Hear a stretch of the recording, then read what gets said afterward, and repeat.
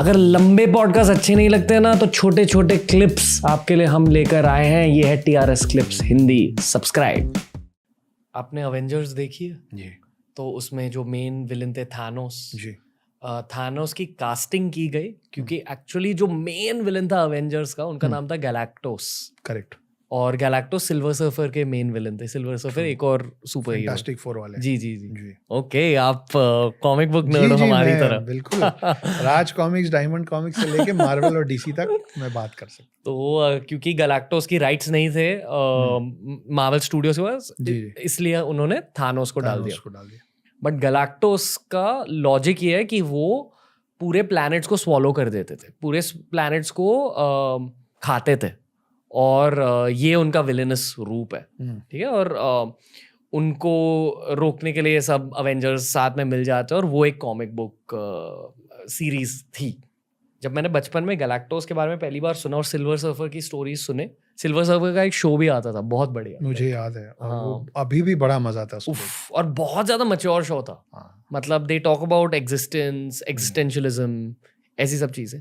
क्योंकि silver surfer की original story ये है कि उन्होंने अपने प्लैनेट को बचाने के लिए खुद को त्याग दिया, खुद को गैलेक्टोस से कहा कि मैं आपके लिए एज योर सर्वेंट काम करूं, आपके मेरा नौकर। प्लेनेट छोड़ दीजिए, मैं आपके लिए और आपका भूख शांत करता रहूं।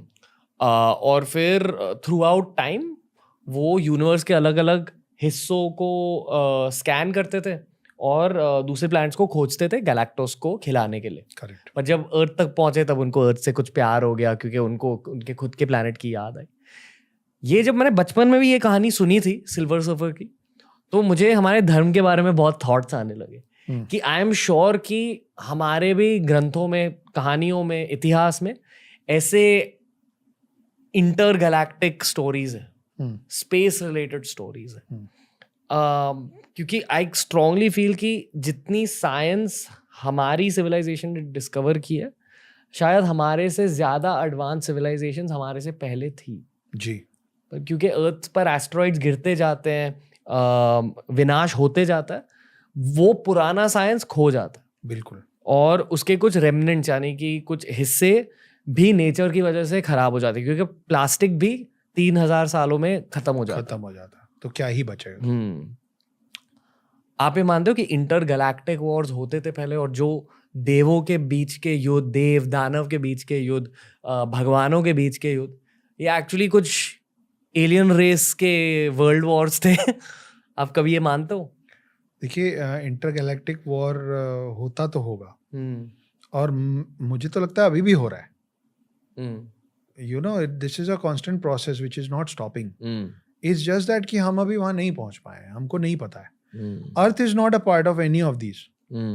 हम बहुत ही मतलब हम ना अपने आप को बहुत ज्यादा आंक लिए हैं। Humans as a race and earth as a planet, we think too much of ourselves.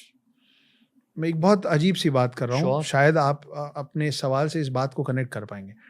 हम छोटे में ना, हमारे घर में फ्रिज नहीं होते थे। मुझे तो याद है मेरे घर में फ्रिज नहीं था, तो घड़े में पानी रखा था। तो जब ठंड का मौसम आता है, बारिश का मौसम आता है ना, तो वो घड़ा जो है उसको संभाल के, घर के छज्जे होते थे पहले, शेल्टर मतलब छत के ऊपर एक छोटा सा लॉफ्ट होता था, वहाँ पे संभाल के रख दिया जाता था, है ना, अच्छे से ढक के।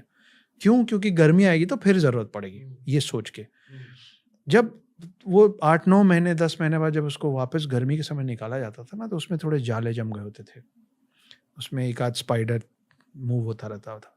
वो स्पाइडर पिछले 2-3 महीने में जो भी खाया होगा, उसके थोड़े डेड इंसेक्ट्स पार्टिकल्स पड़े होते थे, और धूल जमी होती थी। ये शायद हमने सबने देखा होगा, अपने घर में नहीं, कहीं और देखा होगा। उसके बाद हम क्या करते हैं, उस घड़े का हम उस पानी भरते हैं, ऐसे ऐसे हिलाते हैं और पूरा पानी बाहर फेंक देते हैं। अर्थ के साथ एक दिन ऐसा ही हो जाएगा, क्योंकि हम बस उतना ही हैं।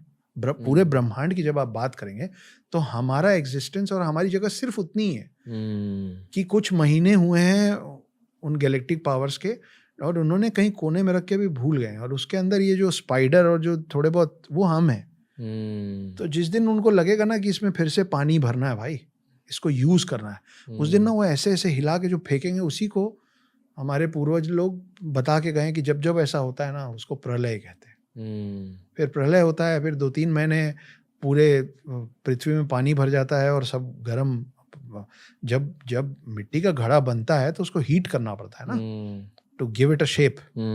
उसके बाद आप उसको यूज क्या करते हैं? पानी भरने का यूज करते हैं।